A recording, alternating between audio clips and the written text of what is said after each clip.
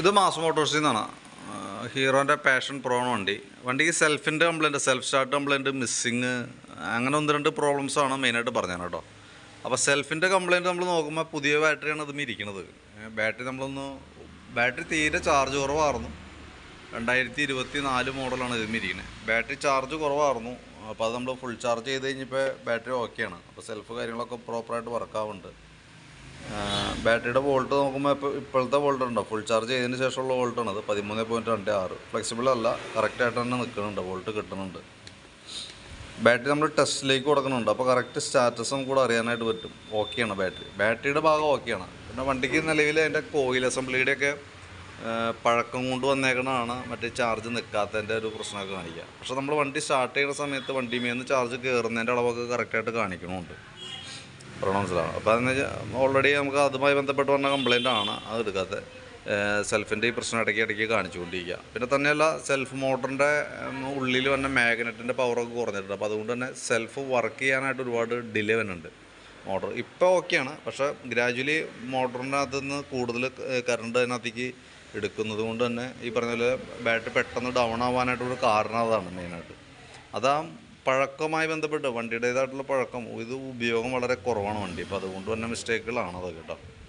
അപ്പോൾ തൽക്കാലം ഇപ്പോൾ നമ്മൾ ചാർജ് ചെയ്ത് ക്ലിയർ ചെയ്തിട്ടുണ്ട്. അപ്പോൾ വണ്ടി സ്റ്റാർട്ടിങ് ആണ്, ഇപ്പോൾ കുഴപ്പമില്ല. കണ്ടിന്യൂസ് ആയിട്ട് നമുക്ക് ഉപയോഗിക്കാമെന്നുള്ളതാണ് മെയിനായിട്ടുള്ള അതിനകത്ത് ചെയ്യാൻ പറ്റും. പിന്നെ അതേപോലെ തന്നെ നമുക്ക് അതിൻ്റെ എഞ്ചിൻ ഓയിലിൻ്റെ അളവ് നമ്മൾ നോക്കുമ്പോൾ ഓയിൽ വളരെ ലെവൽ കുറവാണുണ്ട്. നമ്മൾ ചെക്ക് ചെയ്യുന്ന സമയത്ത് ഇതുണ്ട്, നമുക്ക് 600 മില്ലി ഓയിലുള്ളൂ ഇതിനകത്ത്.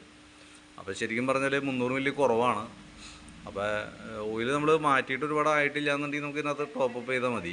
പക്ഷേ ഓയിൽ ഇങ്ങനെ ശരിക്കും ഒരുപാട് അങ്ങനെ കുറഞ്ഞു പോകാൻ പാടില്ല. കാരണം എന്തെങ്കിലും പ്രോബ്ലംസ് മൈനൂട്ടായിട്ട് പുകയുടേതായിട്ടുള്ള അങ്ങനെ എന്തെങ്കിലും കംപ്ലയിൻറ്റ് ഉണ്ടാവാനായിട്ടുള്ള സാധ്യതയുണ്ട്. അതുകൊണ്ടാണ് ഇതിങ്ങനെ വേണ്ടത്. അപ്പോൾ തൽക്കാലം നമുക്കത് നോക്കിയിട്ട് കിലോമീറ്റർ ബേസിലായിട്ടില്ല എന്നുണ്ടെങ്കിൽ ഞാനതൊന്ന് ഓയിൽ ലെവൽ കുറവുള്ളത് ഒഴിച്ചിരുന്ന് ടോപ്പപ്പ് ചെയ്യാം. അതിന് ശേഷം നമുക്ക് ഒരു മാസമൊക്കെ കഴിഞ്ഞ് ഒന്ന് കയറ്റിയിട്ടേ അത്യാവശ്യം ഒരു 1000 കിലോമീറ്ററോളൊക്കെ ഓടിക്കഴിഞ്ഞാൽ നമുക്കതൊന്ന് കയറ്റിയിട്ട് അതൊന്ന് ചെക്ക് ചെയ്ത് നോക്കണം, ഓയിൽ എന്തോരം കുറഞ്ഞു പോകുന്നുണ്ടെന്നുള്ള ദിവസം. അതൊക്കെ നോക്കിയിട്ട് കാര്യമായിട്ടുള്ള കുറച്ചിലുണ്ടെങ്കിൽ നമ്മളത് എന്താ വേണ്ടതെന്ന് വെച്ചാൽ അത് നോക്കിയിട്ട് അത് ക്ലിയർ ചെയ്ത് കൊടുക്കണം കേട്ടോ.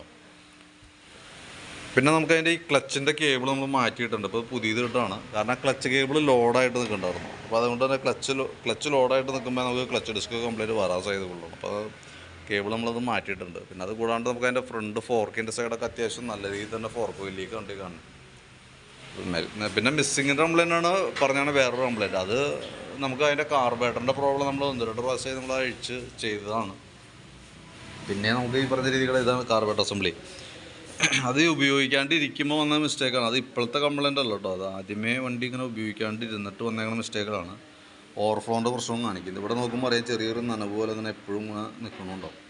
അപ്പോൾ അത് ശരിക്കും കാർബേറ്ററുമായി ബന്ധപ്പെട്ട കംപ്ലയിൻ്റാണ്. അപ്പോൾ കാര്യമായിട്ട് ഓട്ടോ ഉണ്ട്, നമ്മൾ നല്ല രീതിയിൽ വണ്ടി ഡിപ്പെൻഡ് ചെയ്യേണ്ടെങ്കിൽ കാർബേറ്റർ അസംബ്ലി മാറ്റി പുതിയത് വയ്ക്കുക, എന്നാലാണ് ആ മിസ്സിങ്ങിൻ്റെ പ്രോബ്ലം 100% മാറുള്ളൂ.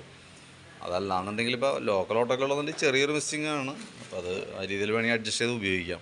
ഇനി അതെല്ലാം പ്രോപ്പറായിട്ട് മാറണമെന്നുണ്ടെങ്കിൽ കാർബേറ്റർ അസംബ്ലി ഒക്കെ ചേഞ്ച് ചെയ്ത് വെച്ചാൽ തന്നെയാണ് നമുക്കത് ക്ലിയർ ആവുള്ളൂ. അതല്ലെങ്കിൽ എപ്പോഴും ഇതിങ്ങനെ കംപ്ലയിൻറ്റ്സ് ഇങ്ങനെ കാണിച്ചുകൊണ്ടിരിക്കും. ഇപ്പോൾ മിസ്സിങ് അല്ലെങ്കിൽ ഓവർഫ്ലോ എന്തെങ്കിലും ഉണ്ടാവും അതിന്, അതെപ്പോഴും ഇങ്ങനെ കാണിച്ചുകൊണ്ടിരിക്കും കേട്ടോ. അപ്പോൾ ഞാൻ അതിൻ്റെ നിലവിലിപ്പോൾ നമുക്ക് അത്യാവശ്യം വേണ്ട വർക്കുകൾ ഉൾപ്പെടുത്തിക്കൊണ്ട് ഒരു എസ്റ്റിമേറ്റ് നോക്കിയിട്ട് അതിൻ്റെ ഡീറ്റെയിൽസ് ഒന്ന് വാട്സപ്പിലേക്ക് ഇട്ടേക്കാം. അതുപോലെ തന്നെ കാർബേറ്റർ എന്തെങ്കിലും മാറ്റം എന്തെങ്കിലും ചെയ്യണമെന്നുണ്ടെങ്കിൽ നോക്കിയിട്ടൊന്ന് പറയണം.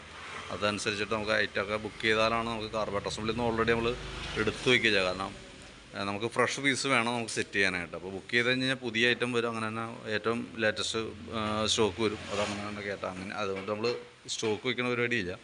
അപ്പോൾ ആവശ്യമാണെങ്കിൽ നമുക്കത് വരുത്തി എടുക്കാവുന്ന സംവിധാനം ചെയ്യാം. ഓക്കെ.